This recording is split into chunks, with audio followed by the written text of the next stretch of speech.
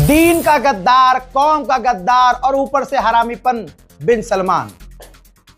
मोहम्मद बिन सलमान पूरा हरामीपने पर उतरा हुआ है और पूरी उम्मत मुस्लिमा को यह दिख रहा है।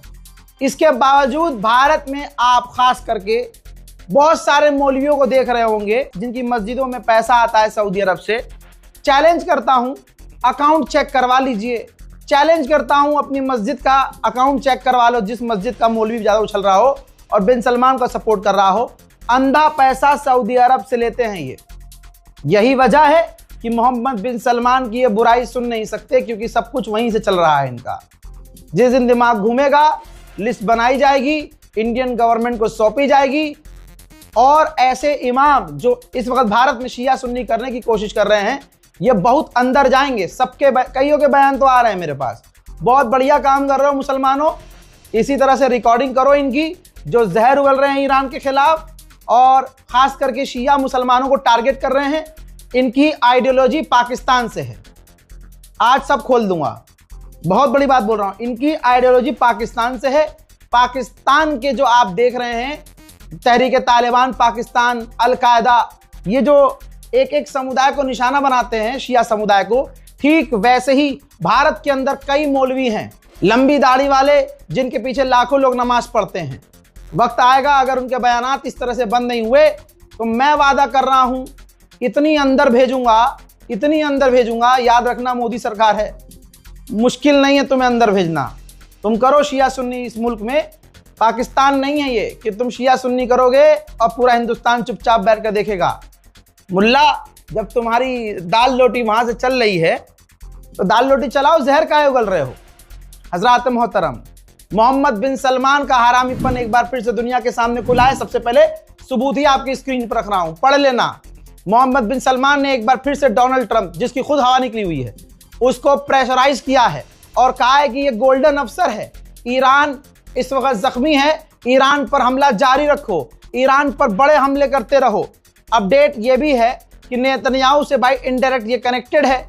नेतन्याहू को फुल सपोर्ट कर रहा है मोहम्मद बिन सलमान और सऊदी अरब को फंड करने के लिए भी तैयार है। आपने देखा है कि ज़ेलेंस्की से इसने सुबह डील भी कर ली थी। ज़ेलेंस्की यानी यूक्रेन के राष्ट्रपति, यानी यूक्रेन से सऊदी अरब ने डिफेंस डील की है और बार बार मोहम्मद बिन सलमान डोनाल्ड ट्रंप को फोन करके कह रहा है कि हमला करो, बड़े हमले करो, ईरान को पूरी तरह से तोड़ डालो, रिजीम को बदल डालो। जबकि दुनिया की तमाम CIA, मूसाद, सारी एजेंसियां, MI6 फेल हो गई हैं और हाथ खड़े कर दिए हैं कि हम ईरान की जो रिजीम है चेंज नहीं कर सकते। और अमेरिका, इजराइल इस बात पर एग्री हैं कि भैया अब रिजीम हम नहीं छेड़ सकते। लेकिन आप ये देखिए कि मोहम्मद बिन हरामी मान नहीं रहा है, वो जिद पर है कि ईरान पर हमला जारी रखो।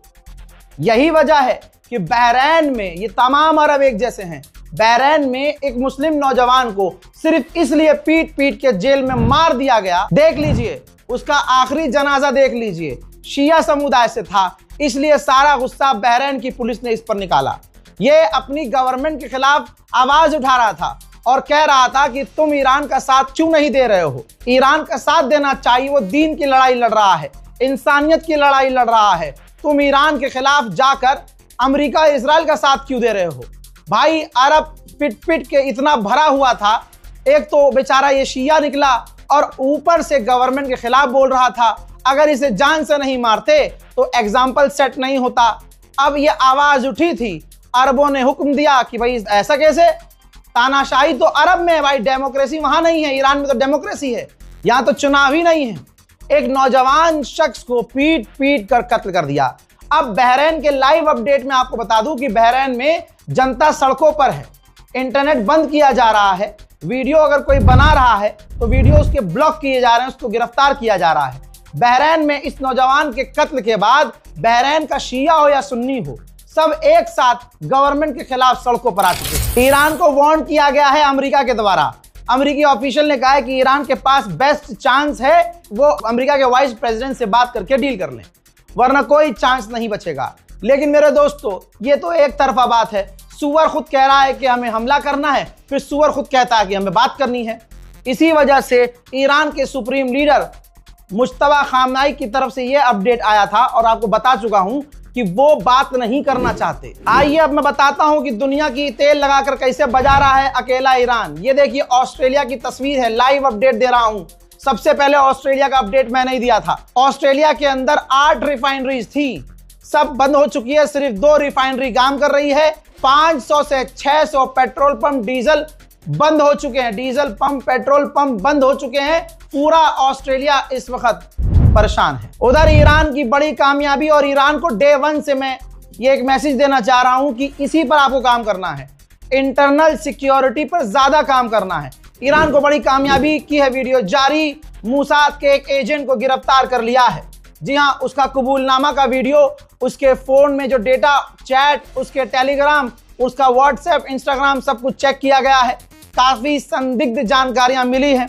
मूसाद के लिए काम कर रहा था और उसने कबूल किया है कि हाँ मैं मूसाद के लिए काम कर रहा हूं। तो ईरान को यह बड़ी कामयाबी मिली है। ईरान को इंटरनल सिक्योरिटी पर ज्यादा ध्यान देना होगा।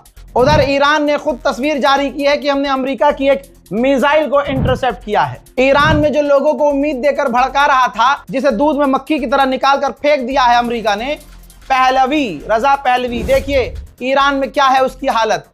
गधे के ऊपर, गधे को कपड़ा पहनाकर, गधे के ऊपर उसकी तस्वीर लगाकर, यानी गधा माना जा रहा है पहलवी को, क्योंकि जाहिर सी बात है पहलवी का इस्तेमाल किया अमेरिका ने, खूब लोगों को भड़कवाया, फारसी में बयान दे रहा था कि सड़क पे आओ, प्रदर्शन करो, ये करो, और उसको लॉलीपॉप दिया हुआ था अमेरिका ने कि हम तुम्हें ईरान का राष्ट्रपति बनाएंगे।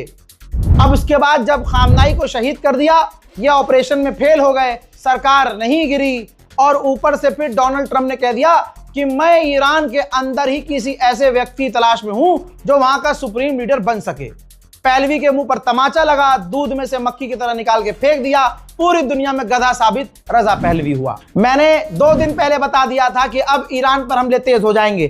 करमनशाह के इलाके पर अमेरिका और इजराइल ने जमकर हमला किया, जिसमें 13 आम लोगों की मौत हुई और 20 घायल हुए। जो जर्मनी का चांसलर डोनाल्ड ट्रंप का अब तक पेशाब पीता था, पलटी मार ली है। जर्मनी के चांसलर ने 6ठी मर्तबा सामने आकर कहा है और ऑन मीडिया ऑन रिकॉर्ड कहा है कि ये जंग हमारी नहीं है, जो जंग डोनाल्ड ट्रंप ने शुरू की है ये तमाम कानूनों से अलग है और किसी भी कानून का फॉलो नहीं किया गया है। और जर्मनी के चांसलर ने कहा कि हमला करने से पहले डोनाल्ड ट्रंप ने, अमेरिका ने हमसे कोई डिस्कशन नहीं किया था, हमें कोई प्लान शेयर नहीं किया था, तो ये हमारी जंग कैसे हो सकती है।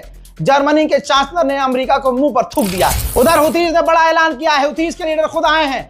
हुतीज के लीडर ने सामने वीडियो आकर जारी किया और कहा है कि अगर कोई तीसरा देश, ईरान, अमेरिका और इजराइल के अलावा तीसरा देश इस जंग में कूदता है तो याद रखना लाल सागर को लाल कर देंगे, लाल सागर को बंद कर देंगे, और हमारी फिंगर ट्रिगर पर है और हम पूरी ताकत से ईरान के समर्थन में जंग में कूद जाएंगे। आप लोगों को याद होगा आपके भाई ने 8 घंटे पहले अपडेट दिया था, सैटेलाइट तस्वीर दिखाई थी कि सऊदी अरब का प्रिंस सुल्तान एयरबेस डैमेज हुआ है और वहां पर अमेरिका के टैंकर तक तबाह हुए हैं। अमेरिका नहीं मान रहा था। मेरे दोस्तों, डोनाल्ड ट्रंप को बता दिया किसी ने, भाई साहब तुम्हारी पोल रजा गराफी ने खोल दी है, अब तो सच बोलना पड़ेगा। मजाक कर रहा हूं यार। मेरे दोस्तों, ये रही रिपोर्ट आपके सामने, देख लीजिए। अब अमेरिका ने कबूल कर लिया है कि प्रिंस सुल्तान एयरबेस पे सऊदी अरब में हमारे टैंकर ईरान के हमलों में डैमेज हुए हैं, और यह भी मान लिया है कि हमारे कई सारे सैनिक घायल हुए हैं। हजरात, 28 दिन हो चुका है आपको लगातार अपडेट देते देते। फिर से बता रहा हूं, जितने करीब से इस जंग को हम मॉनिटर कर रहे हैं कोई नहीं कर रहा है। मैं बता रहा हूं, हर दिन ये सफेद सुअर उठता है, झूठ बोलता है, कैमरे के आगे आता है, झूठ बोलता है, माइक मुंह में लेता है, झूठ बोलता है, और झूठ बोलने के बाद 8 घंटा भी नहीं होता अपने बयान से पलट जाता है।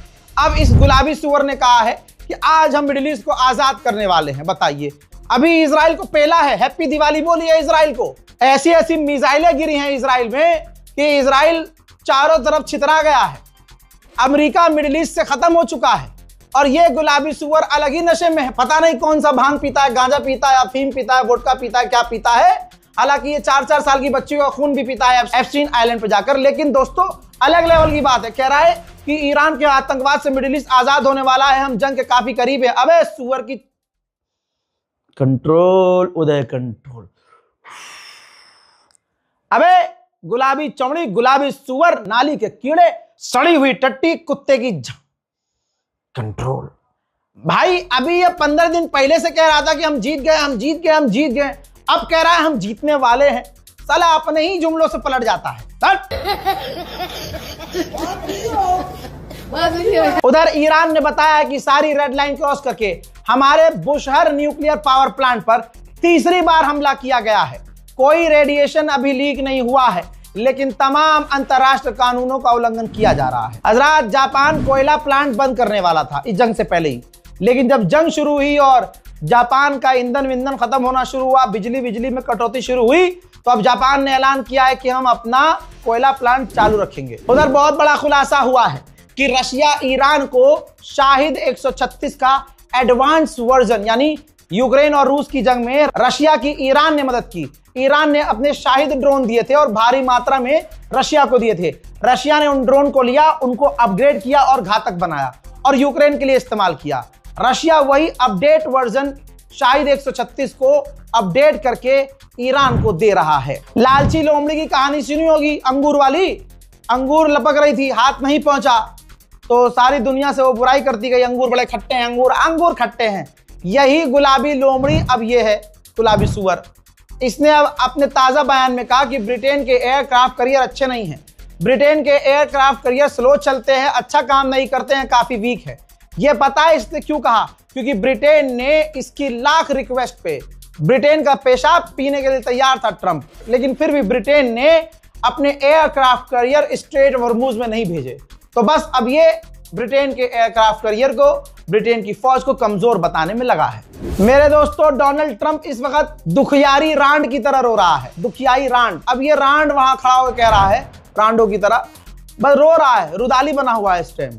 कह रहा है, जैसे पहले तो बुराई कर दी इसने ब्रिटेन की, फिर इसने नेटो को फिर से कोसा, कहा कि मैं गारंटी देता हूं अगर फिर से दुनिया में कुछ बड़ा कांड हुआ और मदद की जरूरत हुई तो नाटो वहां भी नहीं होगा। पहले बुराई कर दी रंडवे ने, फिर आगे कह रहा है कि वैसे भी हमें नेटो की जरूरत नहीं है। अबे तो फिर R- रोना कर क्यों रहा है तू? भाई साहब, ऐसी मिसाइलों की बरसात ईरान ने इजराइल पर की, वो वीडियो में दिखा चुका हूं, अलग से पूरा ब्रेकिंग न्यूज दिया था मैंने, कि अब इजराइल ने कबूल किया है कि ईरान की मिसाइलों के 11 अलग अलग जगह पार्ट गिरे हैं।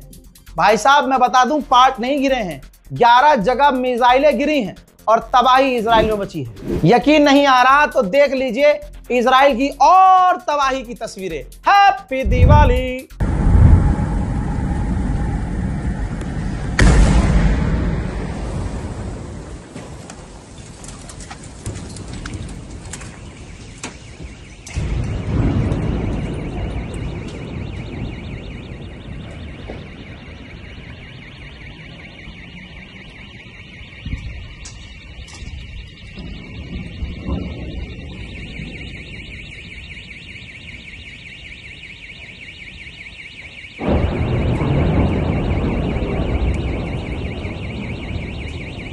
סיבוב רגע גם בחצרות ליד, לוודא שאין פה איזה בלון גז שעוד שנייה מתלקח. יצחק שפגע בפרגולה, אין נפגעים. עידן, בפיקוד העורף. עזוב אותי מהרסיסים, תסתכל רגע מסביב, לראות גם מהצד השני שאין איזה בלון גז קיבל רסיס. חבלן זיקה? כן, חבלן זיקה. חבלן זיקה.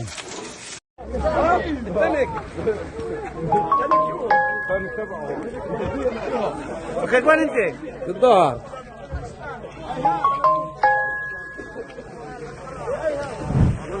उधर मेरे दोस्तों, ईरान के ऊपर भी, तेहरान पर भी 3 दिन से बड़े हमले हो रहे हैं। नई बात नहीं बता रहा हूं, क्योंकि नेतन्याहू को डर है कि अचानक से ट्रंप हग न दे और सीज फायर तुरंत न कर दे। इसलिए IDF को आदेश दिया इसने कि जितने बड़े हमले कर सकते हो करो। हज़रात मोहतरम, शेयर कीजिए इस रिपोर्ट को, चैनल को सब्सक्राइब कीजिए, दुआओं में याद रखिए। लगभग 1 महीना 28 दिन तो हो ही गए भैया, कम से कम सब्सक्राइब तो करिए। जय हिंद।